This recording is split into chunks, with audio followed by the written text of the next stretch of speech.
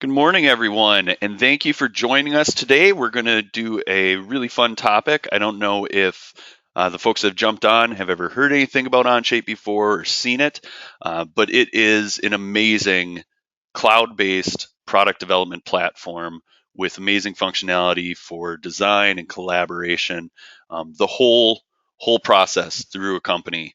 And I'm excited to have Bill Schlund show it to you today. He is our Onshape technical guru. He'll be going through a high-level presentation and then showing you the tool in action. So I really hope that everybody gets to see what they want to see. If you have questions throughout the presentation, please drop them into the question queue on the GoToWebinar control panel. We'll be holding those to the end so that I don't interrupt Bill too much, but we will get to them. It sounds like we have about 30 minutes of a presentation, maybe a little more. If we come up on the top of the hour, I'll let you know where we're at, and if people can hang out a few extra minutes, please do. And if you're unable to, that's fine. This will be recorded, and barring any catastrophic technical difficulties, we will be sending out a webinar replay sometime today after the webinar wraps up. So my name's Anthony Byrel. I'm kind of the host and moderator in the background here today. And if you have any questions following this webinar, please feel free to reach out to Ryan Piprud, who is your main point of contact from an Onshape perspective here at EAC. Ryan, I don't know if you wanted to quick say hi. Yeah, hey everybody, thank you so much for just taking some time out of your day here to take a look at Onshape. We're excited to show you what we have, and like Anthony said, I will be your point of contact here afterwards. So with any questions or follow-ups, feel free to get in touch with me. Love to have some conversations.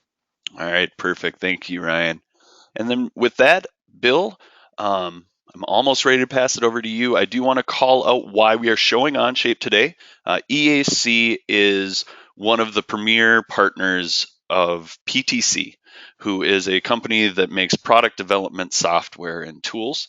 And one of their offerings is Onshape, and we are one of their premier partners offering Onshape to the customer base, in addition to all the other PTC products. So if you have any questions about the full breadth of products and services we offer, please head over to EACPDS.com. If you want to learn more about Onshape on your own, you can navigate over to onshape.eacpds.com and find more materials.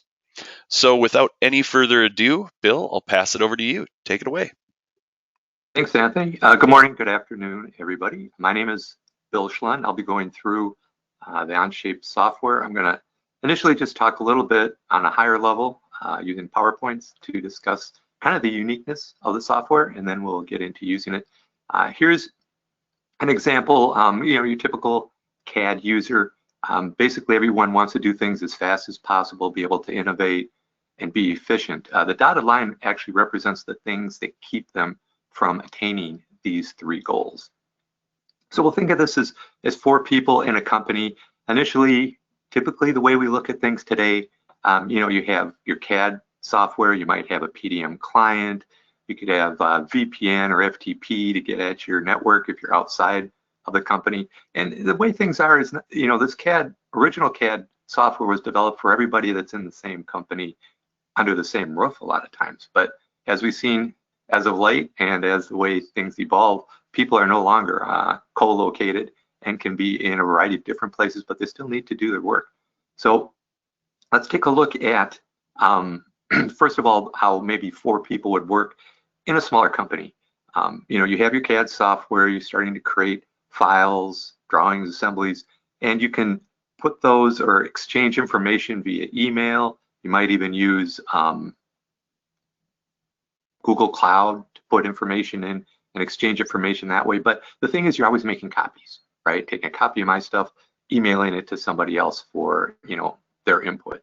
So then as we get a little bit more sophisticated, we might get a file server. So now we have a file server in our company, and again, we're copying our information onto this file server. Now we got to start to worry about if we have the latest version, are we overwriting anybody else's information? So as we progress and get more mature, we maybe get a PDM system. So now we have the ability to say who's who, keep things from overwriting, but a PDM system is basically a big copy machine. Every time you check in and check out, it's making copies. And then eventually we could always say we can just put everything up in the cloud, right? But again, we're making more copies. And this is the way traditionally CAD has been since, the advent of the computer and being able to have computers talk to one another. So what we're going to do is show you something a little bit different today. We're talking about a unified cloud solution called Onshape. What this allows us to do is has everybody work at the same time on the same product, make it very easy for us to collaborate. So let's first of all, I'm just going to hit a couple of capabilities here. First of all, Onshape is a very modern, robust, solid modeling package. It uses multi-part or multi-body modeling. We can create solid models, sheet metal, any type of products that you need to, along with assemblies, drawings, things like that. There's built-in data management. The way this software works is really unique. That's what kind of sets it apart. We're always working on the current version, and everybody can be working on the same one. So real-time collaboration on the documents that we're creating. We can branch off of that history and go into different directions. And then later on, if we do like those ideas that we got, we can merge that back in with the original information that we've been generating. And let's look at also workflows. So I'm just hitting a couple of high points here, but there's a built-in capability for doing release management in the system. So basically, I create my documents, my files, my assemblies, drawings, and I can send those in for approval. And then that approval can be either moved to a release state, or it could be rejected and maybe reworked on. Here we see that you don't have to approve something. The only reason or a reason why you might not do that is just because we're getting a vendor's part, right? And we want to release it, but we don't really need to change it. It doesn't need to be approved because it's what we get from the vendor. But let's go in and take a look at the software here. So I have Onshape on. I'm using a web browser. That's all I need to access the software is a web browser. So I could have a tablet, I could have a laptop like I have here, I could use my phone. Right now, we're looking at a couple of sketches that I have set up here, but just talk a little bit about the way the software is set up. There's different ways that we can use to customize this. So this is under my account. I can specify the default types of units I'm using, decimal places for those units. I can control the mouse, what mouse buttons do. So I can actually, from the pull down, select different CAD systems that it would be similar to. And then there's also the capability of customizing the user interface for these little pop-up menus. Again, this makes the system much more efficient. Another thing I'm going to look at real quickly is let's look at our company settings. So this has a concept of you setting up a company, you have different employees, people that work with that. I'm going to take a look at the workflow that I was mentioning about, and I showed earlier. This is the release flow that we go through. Another thing is that there's also an automatic part numbering system built into the software so that I can specify the prefix that I want, the number of characters in the part name, and then this would be kind of a preview of the different types of files that we create, parts, assemblies, drawings, and just regular files themselves. Let's go back in and look at the software. There's a learning center. So as I'm coming up to speed with learning Onshape, there's all kinds of tutorials and webinars and tips and tricks, hundreds of movies to watch. There's also an app store if I need additional capabilities, let's say manufacturing, finite element analysis, rendering capabilities. There are additional modules you can get to help you do that. But let's start working with the software. All the commands that I need to create geometry are just in the single line across here. We have capabilities of creating a lot of different types of solid geometry. We have really topology optimization or topology manipulation, I should say, where we can grab faces and move them around to replace surfaces and things like that. And then there's sheet metal capabilities right here. But you notice it's a nice, smooth, easy to use interface.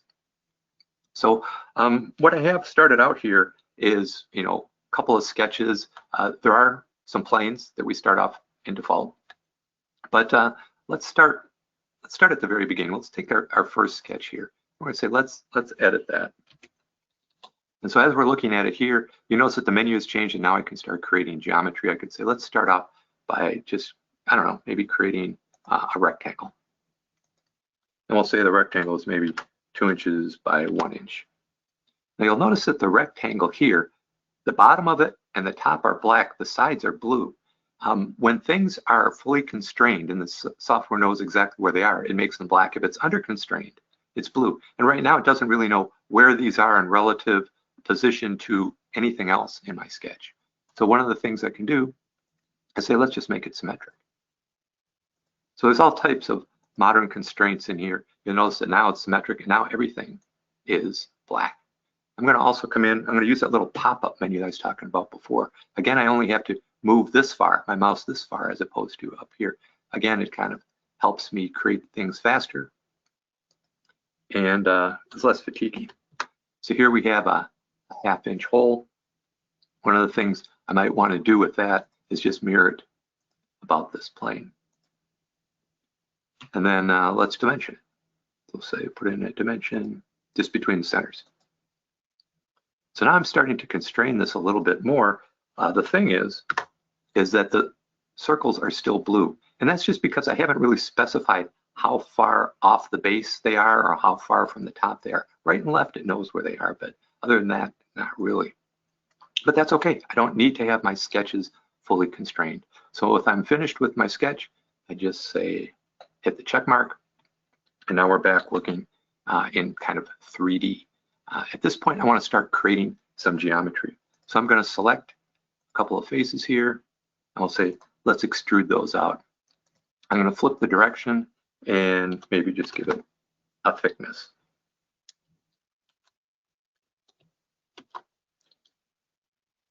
And we'll give the depth 0.5. Then let's take this portion. And in this case, I don't want to really add geometry. I'm going to say, let's remove geometry.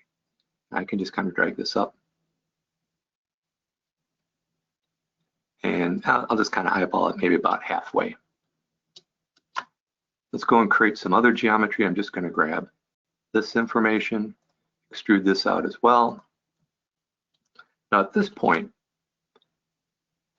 I can say, well, I want to make this a bracket, and I'll just add it to the existing geometry. But I mentioned before, this is a multi-body modeler. I could say, let's make a brand new part. You notice I have part 1 we've been creating right now so far. I'm going to say, let's make this a new part. So now it's created a second part. And now I can continue on building the second part. I'll extrude this out. You notice it made a different color. It's assuming I want to make a third part saying new, but really I want to add it. Now that I have 2 bodies out there, it's just saying, which body do you want to add this new geometry to? So I'm just going to say, add it to this guy right here. So now we have our basic geometry that we want to start working with. These are separate parts, totally separate. I can make drawings of each of them. I can add them to other assemblies.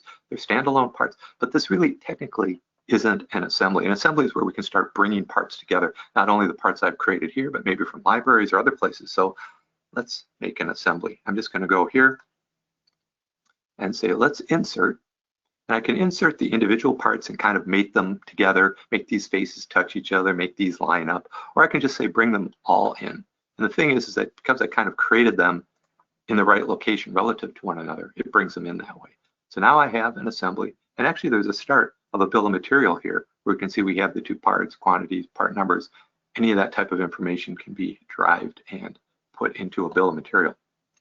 But now that I have my assembly, maybe I want to make a drawing too. So just down here, I'm going to create a drawing. So what I'm working in right now is what's called a part studio.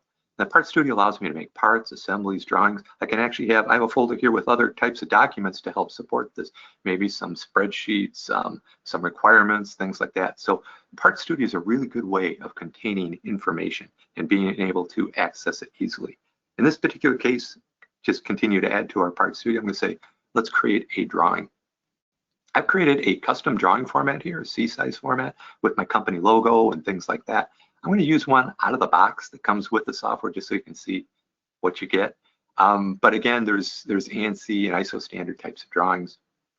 I'm going to say, let's put this on a B-size piece of paper. So it brings up our B-size paper. And the title blocks are intelligent, so they will pull information from the models that I put in here as far as who did it, when the date was, what's the name, all those types of things. Now I can assemble or bring in these parts in the drawing, and really I want to put in the assembly. So I'm going to say, let's insert that assembly.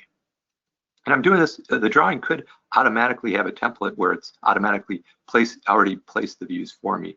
But in this case, I wanted to place them manually just so you could see how that works in the system. And we'll put this guy over here. And we'll say, let's shade that view. Some other things while I'm making our drawing here is I could say, let's make a section view. We'll place it over here. And so now I've got a section view, and I can start to think about maybe documenting this a little bit. So let's make a dimension. You could just say from here to there. I'll place it. Once I have a dimension placed, I could go in and say I want to put in some tolerances, maybe make it symmetric. I'll make it maybe 50 thousandths.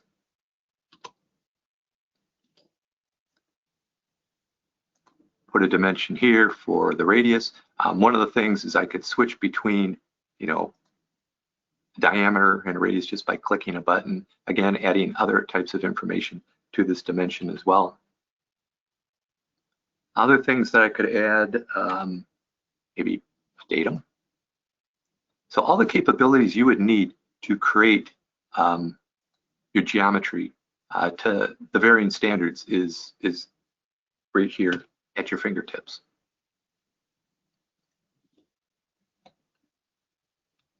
Let's put in maybe a geometric tolerance. I don't know. Since I got a datum out there, let's just make it kind of perpendicular to datum A. Now I can attach it to dimensions, right? Snap it to dimensions. But I'm going to just put an arrow, a leader on there, and say let's just attach it to the face right here. So now we can say that that's perpendicular to that face. And again, I can create notes, and let's go and say revision block. Let's go and place that right up here in the corner. There's our revision block. Again, put in the bill of material, all of that. So now in just a short period of time, I've managed to make a drawing, an assembly, and then I've also created basically the parts in our part studio. Everything that I've done so far has all taken place in the cloud. All the computations, everything. The only time it's using my device is when I spin things around. It's using the graphics capabilities of the device I'm using. But other than that, everything has been in the cloud. The nice thing about that is that anybody can access this, or I can reach out for help as long as they have an internet access to do that. So I'm going to go in and do something here. I'm going to say, let's make a comment. And I'm going to say, let's mark up this part. I need some help maybe with this part. So I'm going to send it to somebody in our company. So I'll just start to type in their name.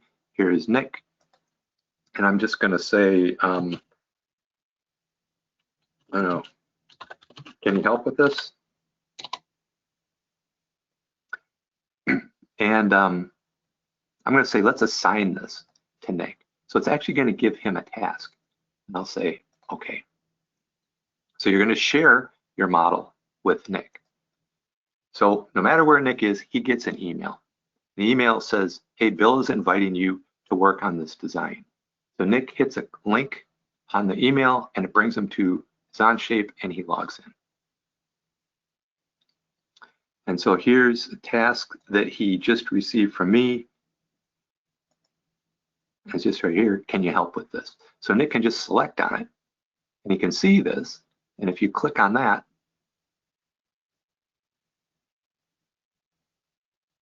it'll bring him into my model and directly into my model. It's not a copy of my model or anything like that. It's my model. And you can see that Nick has capabilities here. We can communicate back and forth. If he doesn't happen to be sitting in the cube across from me, we can communicate using these comments. And one of the things he sees is that there's a little markup here saying, can you help with this? So now he has an idea and he can send back a reply saying, yeah, I have ideas about this. He can reply back. So this is good. I'm saying, all right, you know, some of the things, well, I guess some of the things, first of all, look at Nick's menu. You notice that he doesn't have the same menu structure as I do. That's because he's just allowed at this point to view things. So he can do section cuts, he can do some animations, he can pan and zoom, he can measure things, get mass properties, but really that's about all he can do. But now that he has some ideas, I think he can help me out. I'm gonna go in here and say, let's change Nick's capabilities. Right now, here's Nick, he can view things. I'm gonna say, let's edit that. And let's allow him to also edit. And I'll say, let's update that for Nick. So now I can send him a message saying, hey, I'm going to give you capabilities to work on this design with me. So I'm going to go over here, hit a refresh. Nick is going to hit a refresh. And you'll see that his menus change. And now he has the same menus that I do. He has the full capabilities of Onshape. So now he can start working on things. In fact, when Nick goes, he says, well, I'm going to maybe make this a stamping. So he can just go in here and pick on a couple of edges. Remember, he's working on this part along with me. So I can say, you know, Nick says, let's make it a 1/2 inch. And you'll notice in my model, it's changed as well, because we're working on the same model. So as he makes changes, I can see those. I'm saying, okay, this is great. You're going to make a stamping of it. I understand, but I want to keep working. I got to make a shaft and do some other things here. Why don't I give you a version of this? So right now, I'm just going to say, let's just make a version right now. We'll just call it version 1. And we'll just say before Nick starts messing with it. So now there's a version in the history. There's a history of everything that we've created so far. So here's that version that I made, but everything up until then, right here, I can go back at any point in time, say, let's make this current, and let's see where it was at this point, and we can compare different versions, different things like that. In this particular case, now that I have this version, I'm going to say, I want to go and branch off. Take this version, and we'll say, create a branch. And we'll call it, yeah, let's just call it like branch 1, like Nick's stuff. And we'll create that. So you'll notice in the tree, it's created a branch. Now I'm going to go back to the main branch. That's the main trunk that I've been working on, which is what we have here. But Nick, now that I indicate back to him that he has kind of a version that he can start working with, he can do the same thing. Go to the tree and say, this is the version I want. Right now, this is the main one that Bill sees. I want to work on mine and do my stuff to make this a stamp part back here. So what Nick can do is say, let's go and start working with this a little bit. So he can come in and say, let's shell this out. Now it's a shelled part. If I go back to my model, it's not shelled out, right? So Nick's working on a different version. In fact, I'm going to continue on my work. I'm going to say I want to make a third part. This is just going to be a shaft, right? So I'm just going to kind of pull this out, give it a value, and let's say make it a new part. So right now we've been taking the default names of everything here, but you know, I could go in here and just say, let's rename this and call it shaft. I can rename the other ones. I can add material properties to them, change their colors, do all those kind of things because they're independent entities. Going back to Nick, Nick goes back and says, I'm pretty much done. You notice he doesn't see the shaft, right? Because he's working on his own stuff. Now he can send me back a message with our comments saying, hey, I've got this ready to go. Do you want to take a look at it? So what I do is I can come over back to the history over here. Nick's been working on that version. After I look at it, I say that it's good. I can just kind of right mouse button and say, merge this into my design. Merge Nick's work into my design. So we don't really notice anything here until we flip it over. Now we have what he's been doing. And as a matter of fact, if I go back to the assembly I created, it appears there. In the drawing, we go back to the drawing, there's a little icon in the upper left, and if the drawing is out of sync, it'll highlight in yellow. So here's our drawing.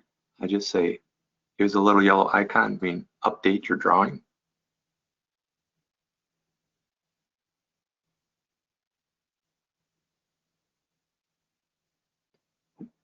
And then the drawing updates with this thin wall part. Now you'll notice this is an assembly drawing. You don't see the shaft yet. If I go to the assembly, here's the assembly. Remember when I said put the parts in, I just said put these two parts in.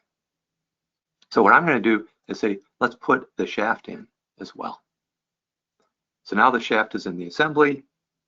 We go back to the drawing. Again, the little yellow icon is there to indicating that it's out of sync because the assembly has changed since I've added the part. And now we can see the shaft is added with the cross sections and everything else that I've added.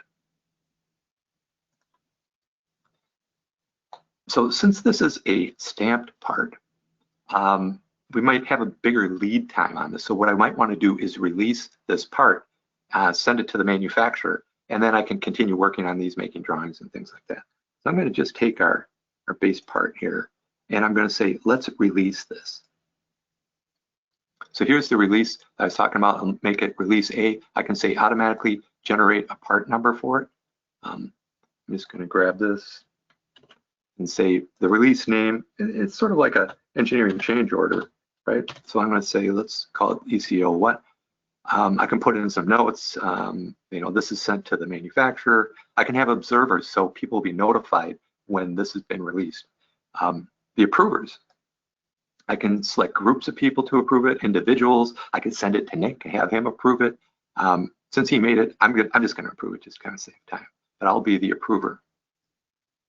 And so now that that's been created, I'm just going to say submit this for release. It says you can look at the release status here. If I select on that, it also put a listing of my things to do, right? My action items, right? Everybody has those if people are asking them for help. I select on this. Here's my copy of this. I can say, let's view the release. Here's the release. Okay, I've been looking at it, I know that. So at this point, I can say, let's release this. So I just say release. You notice that it's my action items is now finished. So I don't have anything in my list, which is always a good sign. Nothing for me to do there. If I go back to our document of what we've been working on, I can go and take a look at that. And one of the things that I can look at is its history. And so here's the history. And you'll notice that when something gets released, it changes, puts a little icon next to it, a little filled in icon. If it hadn't been fully released, it's in terms of release candidate, then it's up for release. But once it has been released, we see the thing filled in. So we can see the whole history here. This is where we branched off, we merged it back in. Now we've got our design. Now, the nice thing about this whole software is that I've been able to go in and ask for help very easily. And because it's all Windows-based and internet-based, one of the things I'm going to do here is show you my cell phone. So let's say that I wanted to access this. And while you're pulling that up, Bill, I do see we are coming up on the top of the hour. I hope everybody can hang on a few more minutes to see the rest of the demo. If you're unable to, just a reminder, we will be sending a replay out, but I hope you can stick around and we'll jump into some of the Q&A that's come in after Bill's done. All right, thanks, Anthony. I just do have a couple of seconds. This is my cell phone, so I'm kind of mirroring my cell phone on here. So I can take, obviously this and spin it around. It's real time, right? And we'll spin this guy up. I can zoom in on it. I can look at the drawings down on the bottom here. I can look at the assembly. Right now we're in the part studio, but I can do different things with that. This is fully functional. I'm going to hit this button here. I have all the commands that I have in my regular laptop just along the top up there. Now I have them here. I can say, let's put in a chamfer maybe on that edge right there. So now I've added a chamfer using my phone. I see it here.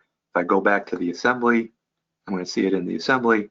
And if I go back to the drawing, we're obviously going to see the drawing. And again, we're going to see the little yellow button saying, this is needs to be updated. I select that.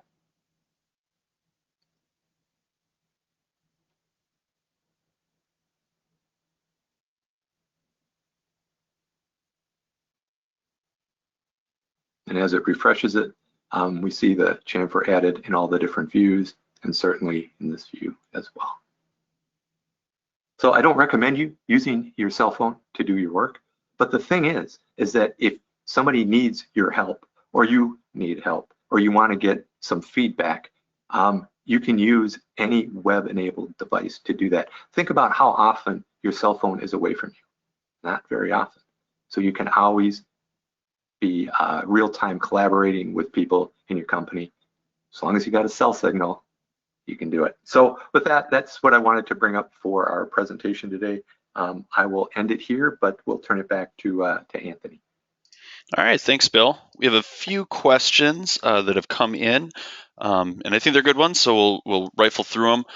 One of them you just finished answering as soon as you pulled your phone up. Someone asked if the phone app was a viewer, but you talked about that. It is not. You can actually do full CAD updates in your phone browser. I could have invited Nick. When I invited Nick and he was just a viewer, he could have used his phone to view it, and then when I gave him full rights, he'd have full rights on his phone. So, okay. Yeah, works just like anything else.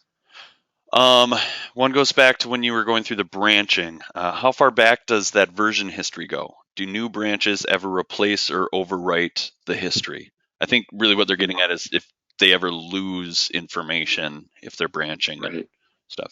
So this is a whole different kind of concept. We're always dealing with this one single source of truth. The history goes on from when I started to when I ended. So if we look at the history just real quickly here, it says when I started, right? That's just when I opened it up. And now these are the things I've done. And this could be 10 years from now. It'd be a lot longer line, but we could have all kinds of branches. There's no limit to how many you have. You can go back to any point in the history and go in a different direction, make that your current working space and start working with that. So there's no overwriting anything. We're always working with a single entity, a single file or a single history, and we're just making edits in the database. That's why it's so fast. And if you bring one of those prior steps or points or snapshots, whatever you want to call it, to the current version, if you make it the current version, you don't lose the information between that jump. It just continues the history. So exactly, yeah, just keeps adding to the history. All right. I think this one came in when you invited Nick. How does Onshape handle inviting outside folks to see models? Would I need to give them a license? Good question. So you can get, if you don't have a license, if someone sends you an invite, you can click on Onshape and just say, here's my name, here's my email, and it doesn't cost you anything, and then you can view things, right? So you do have to log into Onshape just so they know who you are, but there's no licensing, so no cost is really what I'm saying. View rights is just something that is part of Onshape. Cool. Mm-hmm. How do updates and version compatibility work? That's awesome. So that's one of the best things about this. All right, so typically CAD, we got to make sure that we're all on the same level in our company, and the companies we're working with are on the same level because they don't always talk to each other. Everybody's always on the same level. You know how often it gets updated? About every 3 weeks. So there's always new things. In fact, a new release just came out on May 11th. The Onshape guys might know I used a couple of features in here just to highlight a couple new things that came out as of May 11th. But so everything's always being updated. Everybody's always on the same release. You never have to worry. There's no IT. There's no IT worries anymore with this type of software. And then if you made a model a year ago and then they've updated every month, like your model is still going to work in the new version, like the actual features themselves are updated, right? On the back end. Guaranteed upgrade compatible. Absolutely. And you can't be on an old version because everybody's on the same version. Excellent. I think this is kind of harking back to the typical mindset for this kind of software, but are the file management and CAD pieces different modules? They are not. Everything is built in. Everything, all the data management capabilities, the workflows, the modeling, all of that is all part of the Onshape capabilities, the core capabilities. Cool. Well, Bill, thank you very much. That's all the questions we had. Everyone that joined, thank you very much for jumping on today and giving us your time. We don't take that lightly. We know everybody's busy.